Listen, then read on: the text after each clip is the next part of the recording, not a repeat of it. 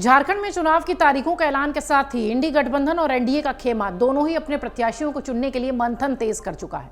दिल्ली से लेकर झारखंड तक सियासत गरमाई है। फिलहाल एनडीए के दल बीजेपी और आजसू से तो दूसरी ओर कांग्रेस ने उम्मीदवारों की पहली सूची सामने रख दी है। 2019 में हुए विधानसभा चुनाव के बाद राज्य की राजनीति में बहुत कुछ बदला। झारखंड ने बीते 5 साल में 2 व्यक्तियों को 3 बार मुख्यमंत्री बनते देखा। साल 2000 में झारखंड के गठन के बाद से यहां बीजेपी और झारखंड मुक्ति मोर्चा के ही नेतृत्व में ज्यादातर सरकारें बनी। 24 साल में 13 अलग अलग सरकारें बन चुकी हैं। इन सरकारों का नेतृत्व 7 अलग अलग व्यक्ति करते हैं। झारखंड में बीते विधानसभा चुनावों का हाल कैसा रहा है, कब किस दल या गठबंधन को बहुमत मिला है, इस दौरान किस दल के खाते में कितने प्रतिशत वोट आए हैं, पिछले चुनाव की क्या तस्वीर रही, 2019 में हुए विधानसभा चुनाव के बाद राज्य की राजनीति कितनी बदली, ये सब चुनाव से पहले जान लेना ज्यादा जरूरी है।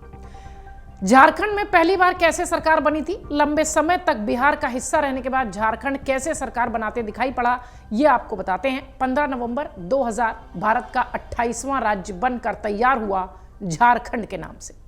साल 2000 में तत्कालीन प्रधानमंत्री अटल बिहारी वाजपेयी के कार्यकाल में संसद ने बिहार पुनर्गठन अधिनियम के जरिए झारखंड का निर्माण किया। उस साल की शुरुआत में बिहार में हुए चुनाव के आधार पर झारखंड की पहली विधानसभा के गठन का आधार बना। इन्हीं चुनावों के आधार पर बीजेपी ने सहयोगियों के साथ मिलकर राज्य में पहली सरकार बनाई। 15 नवंबर 2000 को बाबूलाल मरांडी ने राज्य के पहले मुख्यमंत्री पद के रूप में शपथ ली। मुख्यमंत्री बनने से पहले मरांडी दूसरी और तीसरी वाजपेयी सरकार में पर्यावरण और वन राज्य मंत्री रह चुके थे। उन्होंने लोकसभा से इस्तीफा दिया और मुख्यमंत्री पद पर बने रहने के लिए विधानसभा उपचुनाव भी जीता। मुख्यमंत्री के रूप में उनका कार्यकाल 2.5 साल तक चला। मरांडी की जगह उनके मंत्रिमंडल में बीजेपी के एक मंत्री अर्जुन मुंडा आए, जो झारखंड के दूसरे मुख्यमंत्री बने। अर्जुन मुंडा 2005 में पहली बार विधानसभा के कार्यकाल के अंत तक मुख्यमंत्री बने रहे। अर्जुन मुंडा 3 बार झारखंड के मुख्यमंत्री रह चुके हैं। झारखंड के पहले विधानसभा चुनाव की जो तस्वीर थी वो कैसी थी, ये इस बात से अंदाजा लगाइए कि 81 सदस्यीय झारखंड विधानसभा के लिए 2005 में पहली बार वोट पड़े थे, यानी पहली बार चुनाव हुआ था। और जब नतीजे आए तो सत्ताधारी बीजेपी और उसका गठबंधन 41 सीटों के जादुई आंकड़ों से पिछड़ गया था। बीजेपी को 23.57% वोट मिले थे। सबसे ज्यादा इनके पास सीटें 30 आई थी। झारखंड मुक्ति मोर्चा 17 सीटें लेकर 14.29% वोट, 9 सीटें जीतकर कांग्रेस तीसरी बार सबसे बड़ी पार्टी बनी और 12.05% वोट उसे उस वक्त मिले थे। अन्य दलों की बात करें तो राष्ट्रीय जनता दल के 7, जेडीयू के 6 और आजसू के 2 उम्मीदवार जीत कर आए थे। इसके अलावा निर्दलीय और अन्य दलों के कुल 10 उम्मीदवार चुनाव जीतने में सफल रहे थे। इस तरह से झारखंड की जनता ने किसी एक राजनीतिक दल को सरकार बनाने का जनादेश नहीं दिया, सबके ऊपर थोड़ा थोड़ा भरोसा नजर आया। झारखंड मुक्ति मोर्चा के नेता शिबू सोरेन ने सरकार बनाने का दावा पेश किया, लेकिन आवश्यक संख्या नहीं जुटा पाए, इसलिए सीएम के रूप में शपथ लेने के 10 दिन के भीतर उन्हें इस्तीफा देना पड़ा। इसके बाद अर्जुन मुंडा ने बीजेपी के नेतृत्व वाली गठबंधन सरकार का नेतृत्व किया और मार्च 2005 में दूसरी बार सीएम बने। राजनीतिक अनिश्चितता के चलते कई बार सीएम बदले गए। हालांकि अर्जुन मुंडा के नेतृत्व वाली सरकार केवल 1.5 साल तक चल पाई। गठबंधन के टूटने के कारण सितंबर 2006 में उन्हें इस्तीफा देना पड़ा। उसके बाद झारखंड मुक्ति मोर्चा के समर्थन वाली एक और गठबंधन की सरकार राज्य की सत्ता संभालती नजर आई। झारखंड में पहली बार सरकार का नेतृत्व एक निर्दलीय विधायक मधु कोड़ा ने किया। कोड़ा जब सीएम बने तो उनकी उम्र करीब 35 साल की थी। कोड़ा सरकार को झारखंड मुक्ति मोर्चा और अन्य दलों का समर्थन हासिल था। करीब 2 साल बाद झारखंड मुक्ति मोर्चा ने समर्थन वापस लिया और मधु कोड़ा की सरकार फिर गिर गई। इसके बाद झारखंड मुक्ति मोर्चा के नेता शिबू सोरेन अगस्त 2008 में दूसरी बार सीएम बन गए। सोरेन जब सीएम बने तो वो लोकसभा के सांसद थे। सीएम बने रहने के लिए शिबू सोरेन को उपचुनाव लड़ना पड़ा। जनवरी 2009 में सोरेन उपचुनाव हार गए, जिसके चलते उन्हें सीएम पद से इस्तीफा देना पड़ा। राजनीतिक अनिश्चितता के कारण राज्य में राष्ट्रपति शासन लागू हो गया। दिसंबर 2009 तक राज्य में राष्ट्रपति शासन जारी रहा। जब झारखंड में दूसरी बार चुनाव हुए और दूसरे चुनाव के बाद भी कई बार सरकारें बनी और गिरी, तो 2009 में राज्य में दूसरी बार विधानसभा चुनाव हुए। जब नतीजे सामने आए तो कोई भी दल फिर 41 का जादुई आंकड़ा नहीं छू पाया। बीजेपी को सबसे ज्यादा 20.18% वोट मिले थे। 18 सीटें बीजेपी जीती थी। झारखंड मुक्ति मोर्चा को भी 18 सीटें मिली थी। 14 सीटें जीतकर कांग्रेस तीसरी सबसे बड़ी पार्टी बनी थी और उसे भी 16.16% वोट मिले थे। बाबूलाल मरांडी की झारखंड विकास मोर्चा 11 विधायक चुनकर इसके भी आए थे और 9% के आसपास इन्हें वोट मिले थे। आरजेडी और आजसू के 5-5 और जेडीयू के 2 उम्मीदवार इस चुनाव में जीते थे। इसके अलावा निर्दलीय और अन्य दलों के कुल 8 प्रत्याशी चुनाव जीत कर आए थे।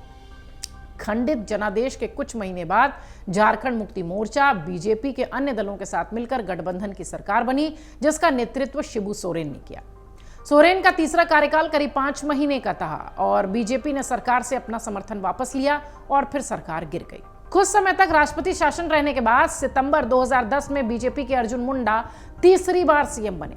अर्जुन मुंडा सरकार का तीसरा कार्यकाल जनवरी 2013 में ही समाप्त हो गया। राष्ट्रपति शासन हटने के बाद शिबू सोरेन के बेटे हेमंत सोरेन सीएम बन गए। झारखंड मुक्ति मोर्चा कांग्रेस गठबंधन के नेतृत्व वाली सरकार 1.5 साल तक चली। पहली बार किसी सरकार ने कार्यकाल पूरा किया। 2014 के नवंबर में राज्य में तीसरी बार विधानसभा चुनाव हुए।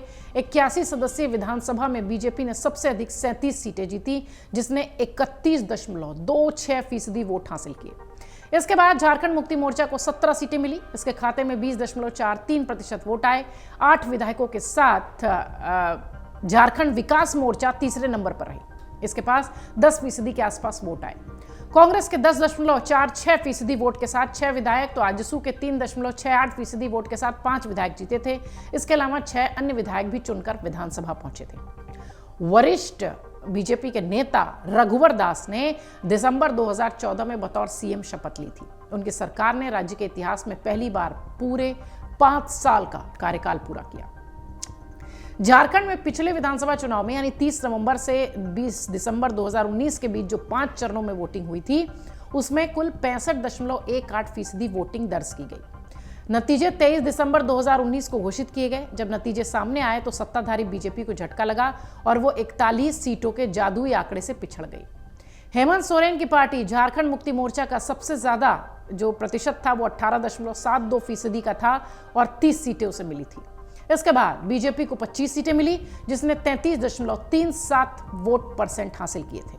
कांग्रेस के 16, झारखंड विकास मोर्चा के 3, आजसू के 2 विधायक, इसके अलावा 2 निर्दलीय विधायक भी थे, जबकि आरजेडी और भारतीय कम्युनिस्ट पार्टी और एनसीपी के 1-1 विधायक चुनकर विधानसभा पहुंचे थे। हार के बाद बीजेपी सरकार में मुख्यमंत्री रहे रघुवर दास ने इस्तीफा दे दिया था। झारखंड मुक्ति मोर्चा के नेतृत्व में राज्य में महागठबंधन की सरकार बनी। इस सरकार ने झारखंड मुक्ति मोर्चा को कांग्रेस, आरजेडी और एनसीपी का साथ देते हुए नजर आई ये सरकार। और इसके अलावा झारखंड विकास मोर्चा के प्रमुख और झारखंड के पूर्व मुख्यमंत्री बाबूलाल मरांडी ने भी हेमंत सोरेन सरकार को अपनी पार्टी का समर्थन दे दिया।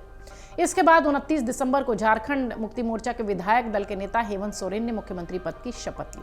अगर देखा जाए तो पिछले चुनाव के बाद से राजनीतिक गतिविधियां झारखंड में खूब देखने मिली। फरवरी 2020 में झारखंड के पहले मुख्यमंत्री बाबूलाल मरांडी घर वापसी करते हुए बीजेपी में शामिल हो गए। इसके अलावा उन्होंने अपनी पार्टी झारखंड विकास मोर्चा का बीजेपी में विलय करा लिया।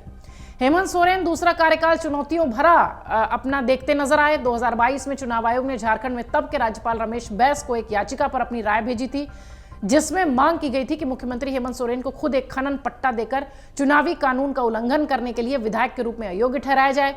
विधायक के रूप में अयोग्य ठहराने वाली ये याचिका, बाद में इस पर कोई कार्रवाई नहीं हुई। हेमंत की मुश्किलें तब बढ़ी जब इसी साल 31 जनवरी 2024 को भूमि घोटाले के आरोपों के बाद प्रवर्तन निदेशालय ईडी ने उन्हें गिरफ्तार किया। गिरफ्तारी से ऐन पहले उन्होंने त्यागपत्र दिया और राज्य सरकार के शिबू सोरेन के बहुत करीबी जाने वाले चंपई सोरेन को कमान मिल गई राज्य की। 2 फरवरी 2024 को उन्होंने राज्य के मुख्यमंत्री के तौर पर शपथ ली। 5 महीने से रांची की जेल में बंद हेमंत को 28 जून को राहत मिली, यानी वो जेल से बाहर आए। झारखंड उच्च न्यायालय ने मनी लॉन्ड्रिंग के मामले में उन्हें जमानत दी। उसके बाद झारखंड में फिर नेतृत्व परिवर्तन हुआ। अदालत से राहत मिलने के बाद हेमंत ने चंपई सोरेन को हटाया और खुद तीसरी बार राज्य के मुख्यमंत्री बन गए। तारीख थी 4 जुलाई। हालांकि हेमंत सोरेन के झारखंड की सत्ता संभालने के बाद पूर्व मुख्यमंत्री चंपई के पाला बदलने की पटकथा शुरू हुई। अगस्त के मध्य में झारखंड मुक्ति मोर्चा के वरिष्ठ नेता चंपई सोरेन ने बीजेपी नेताओं से मुलाकात की। चंपई ने 18 अगस्त को एक लंबा सोशल मीडिया पोस्ट लिखा, जिससे यह तय हो गया कि वो झारखंड मुक्ति मोर्चा से अलग होने वाले हैं। चंपई ने सोशल मीडिया पर पोस्ट के जरिए पार्टी नेतृत्व पर खुद को अपमानित करने का आरोप लगाया। 26 अगस्त को चंपई नई दिल्ली पहुंचे। वरिष्ठ बीजेपी के नेताओं से उनकी मुलाकात हुई। पूर्व सीएम चंपई सोरेन 30 अगस्त को आधिकारिक तौर पर रांची में भारतीय जनता पार्टी में शामिल हो गए। पिछले चुनाव से अब तक राज्य में झारखंड ने खूब सारे उथल पुथल देखे हैं, उठा पटक देखी है। अब ये चुनाव किस ओर जाएगा, कैसे होगा? पिछला चुनाव 5 चरण में था, ये चुनाव 2 चरण में है। तस्वीर राज्य की बदलती दिखाई पड़ रही है। मुख्य मुकाबला जो है उसके जो प्रतिद्वंदी हैं वो बदलते नजर आ रहे हैं। जिस तरीके से इस वक्त झारखंड की तस्वीर नजर आती है, ऐसा लगता है कि इस बार झारखंड का चुनाव बहुत ऐतिहासिक तौर पर भी याद किया जाएगा और सबसे महत्वपूर्ण बात कि बहुत रोमांच वाला होगा। अगर आप ये वीडियो YouTube पर देख रहे हैं तो हमारे चैनल को सब्सक्राइब कर बेल आइकन दबाएं और Facebook पर देख रहे हैं तो हमारे पेज को लाइक करें। 8 मिलियन प्लस सब्सक्राइबर, आपके इस भरोसे के लिए बहुत धन्यवाद।